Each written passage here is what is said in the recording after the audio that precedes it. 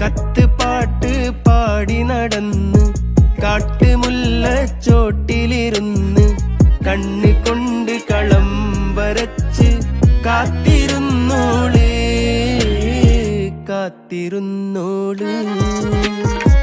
കത്ത് പാട്ട് പാടി നടന്ന് കാട്ടുമുല്ലച്ചോട്ടിലിരുന്ന് കണ്ണ് കൊണ്ട് കളം വരച്ച് കാത്തിരുന്നോള് കാത്തിരുന്നു.